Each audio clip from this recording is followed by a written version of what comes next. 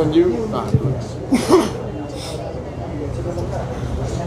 कहाँ है संजीव?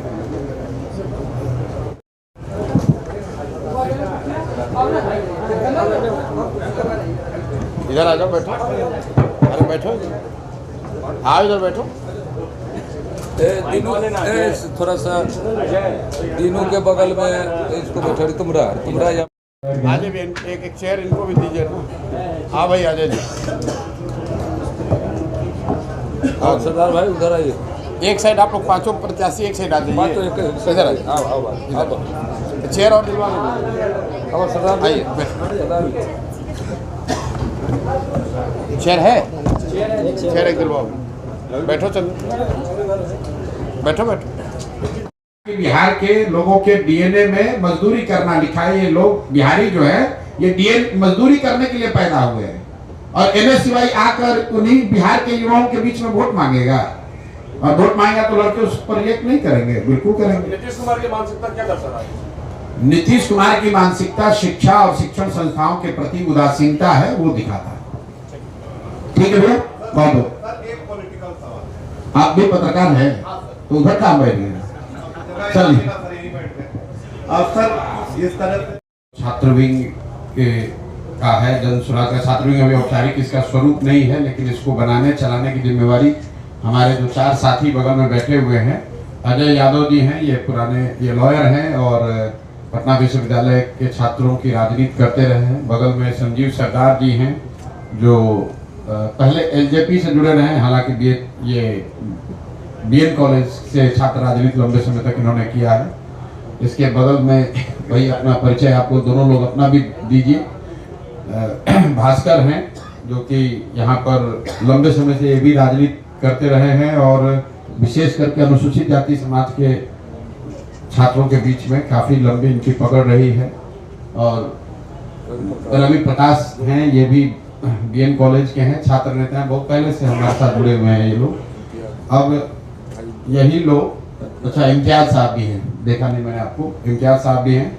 ये पूरा जो चुनाव है यही 5 लोग इन्हीं के सक्रियता से और इन्हीं के मार्गदर्शन में लोग लड़ रहे हैं, क्योंकि पिछले 2 साल में तो हम लोग चुनाव नहीं लड़े हैं पटना यूनिवर्सिटी का, लेकिन इन छात्र साथियों से मेरा 2014-15 से संपर्क रहा है और इन लोगों की अपनी सोच रही है कि दल बनने के बाद पटना यूनिवर्सिटी का चूंकि पहली बार चुनाव हो रहा है तो जन स्वराज को भी चुनाव लड़ना चाहिए। जैसा कि 5 साथियों ने अपना परिचय दिया, बताया कि जन स्वराज की ओर से पांचों पैनल के 5 पोस्ट के लिए जन स्वराज की ओर से औपचारिक रूप से उम्मीदवारों की घोषणा की गई है। मैं चाहूँगा कि किन विषयों पर जन स्वराज पटना यूनिवर्सिटी का चुनाव लड़ रहा है, इस पर अजय जी और संजीव सरदार जो अपनी बात रखना चाहते हैं वो रख लेंगे, उसके बाद आपके जो सवाल होंगे वो ले लेंगे। सबसे बताइए, पिछले 20 साल से कोई पहली बार तो सम्मान किया नहीं गया है। अगर आप पर कोई कानूनी कार्रवाई चल रही है, कोई आपराधिक मामला या भ्रष्टाचार का मामला चल रहा है, तो जो सरकार की एजेंसियां हैं, जो रूल ऑफ लॉ है वो पर लागू होगा। लालू जी पर ये आज से थोड़ी नहीं चल रहा है, 1990 से चल रहा है। रोज नया नया केस आता रहता है। अब क्या केस सही है गलत है वो तो सरकार की एजेंसियां ही बताएंगी, हम लोग तो नहीं बता सकते। हम लोग तो आप लोग के माध्यम से पढ़ रहे हैं कि भाई आज ईडी ने केस कर दिया, आज सीबीआई ने कर दिया, कभी सम्मन मिल गया, कभी कोर्ट से बरी हो गए, कभी कोर्ट ने जेल भेज दिया। तो 2 बातें हैं, एक तो आप गलत कीजिएगा तो आपको सम्मन तो फेस करना ही पड़ेगा। दूसरा ये भी हो सकता है कि भाई राजनीतिक द्वेष से अगर उनको परेशान किया जा रहा है तो भी आपको समय के साथ दिख जाएगा।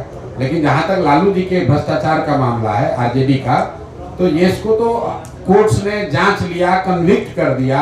लालू जी जेल लालू जी को जाना पड़ा है और सिर्फ किसी एक दल के शासनकाल में नहीं, अलग अलग दलों के शासनकाल में, जिसमें कांग्रेस की भी सरकार रही, यूपीए की सरकार रही, लालू जी की खुद भी सरकार रही, अभी तो भाजपा वाले हैं। सभी सरकारों के रहने के बावजूद जो केस फॉरवर्ड स्कैम है वो तो चल ही रहा है। 25-30 साल हम लोग बच्चे थे तब से वो केस सुन ही रहे हैं। ये दूसरा है, ये लैंड फॉर जॉब। अरे भाई, आप रोज कोई न कोई घोटाला कीजिएगा तो केस तो चलता ही न रहेगा। अब हम लोग उस पर क्या टिप्पणी कर सकते हैं? ना हमने केस किया है, ना हम इन्वेस्टिगेटिंग एजेंसी हैं, ना हम उसमें कोई विटनेस है, ना कोई हम उसमें प्रतिवादी है। केस हुआ है, हम लोग पढ़ रहे हैं, सरकार की एजेंसियां उसकी जांच कर रहे हैं, ये हम लोग सुन रहे हैं। अब जो निकल कर सामने आएगा वो आप लोग के माध्यम से हम लोग को भी पता चलेगा। चलिए,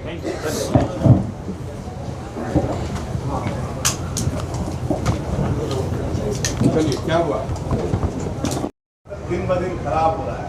अभी भी यूएसपी के तौर पर सुशासन को दिखाया जाता है। आप क्या कहेंगे और क्यों इस तरह से लगातार आपराधिक घटनाएं बढ़ रही हैं? पटना में कल 1 करोड़ की लूट भी हुई। भाई, पटना में जो लूट हुई है या जो आपराधिक घटनाएं हैं, लॉ एंड ऑर्डर का जो मसला है उसको गहराई से समझिए। लॉ एंड ऑर्डर खराब होने का एक बड़ी वजह है कि कहीं ना कहीं सरकार का जो इकबाल होता है वो खत्म हो गया है। मुख्यमंत्री का या जो उच्च पद पर बैठे हुए लोग हैं उनका डर खत्म हो गया है। दूसरा जो स्ट्रक्चरल नीतिगत मामला है, अगर आप आंकड़ों में देखिएगा तो बिहार में लॉ एंड ऑर्डर की स्थिति बिगड़ रही है 2017 से, तो उसका डायरेक्ट कोरिलेशन है शराबबंदी से।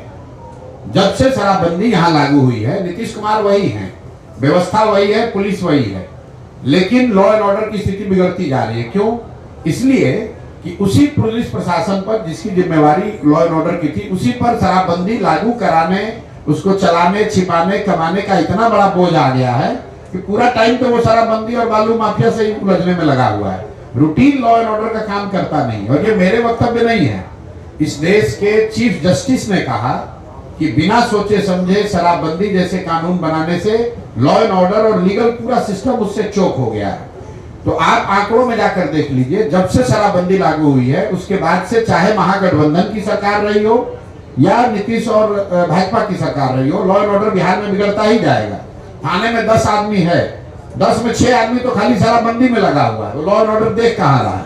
उसको तो ये देखना है कि कितना शराब पकड़े, कितना से पैसा लें, कितना को छोड़ें, कितना दिखाएं, सर कोई किस बालू के ट्रक को पास कराएं। आप पटना के चारों ओर देख लीजिए, सारा रोड जाम है। क्यों? बालू माफिया यहाँ पर बालू से लोग बालू से ढो रहा। तो रात भर थानेदार और जो पुलिस वाला है वो तो बालू से पैसा कमाने वसूलने में लगा हुआ है।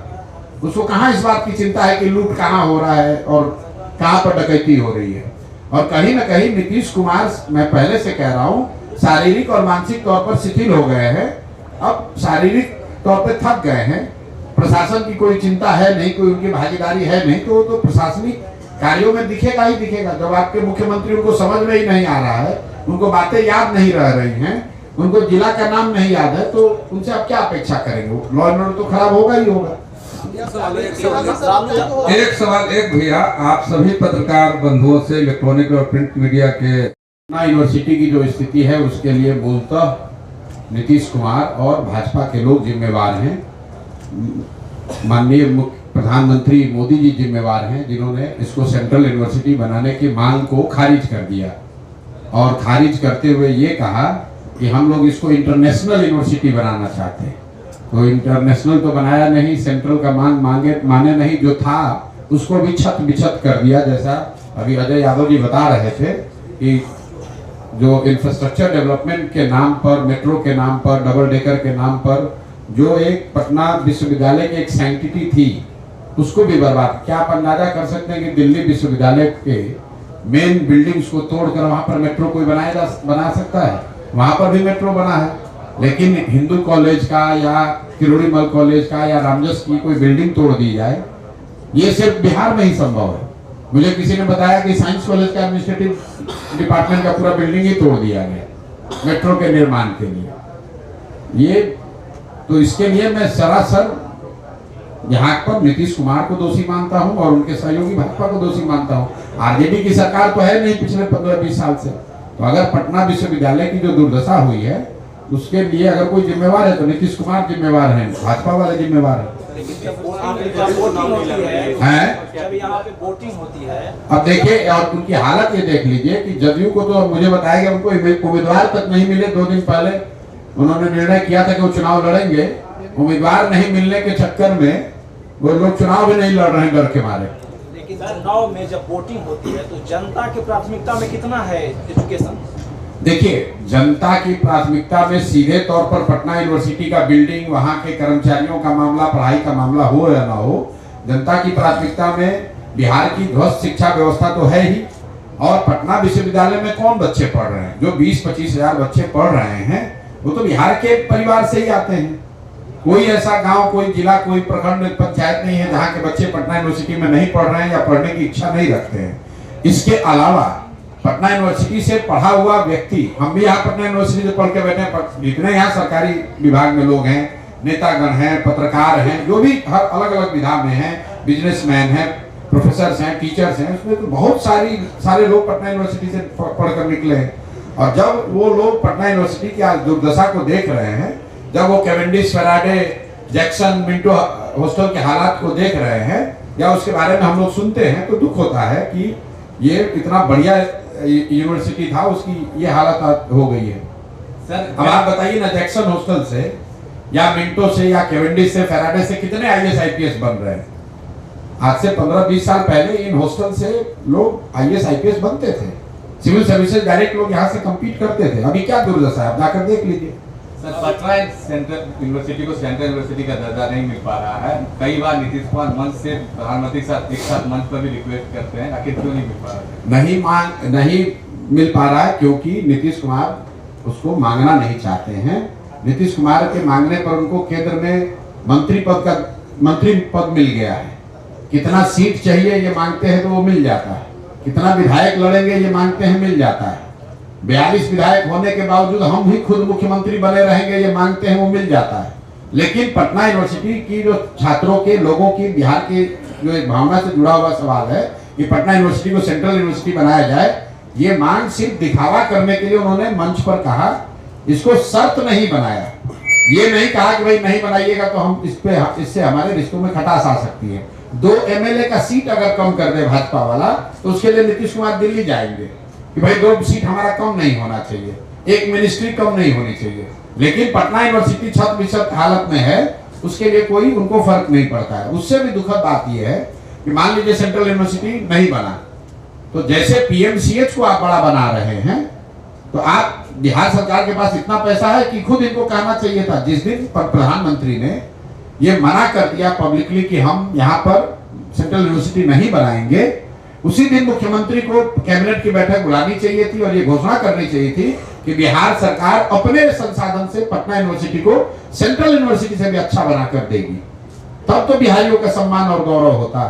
जो बिहार, देखिए अभी एबीवीपी वाले यहाँ चुनाव लड़ रहे हैं, आप जरा पूछिए तो कि भाई तुम्हारी सरकार है दिल्ली में, किस मुंह से तुम चुनाव लड़ रहे हो एबीवीपी वाले लोग?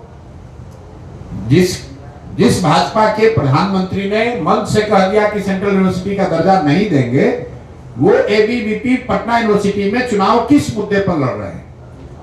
एमएस शिवाई आए हैं चुनाव लड़ने। आप बताइए, अभी तेलंगाना में एक मुख्यमंत्री हैं, जुमा 2 साल पहले बने, रेवंत रेड्डी।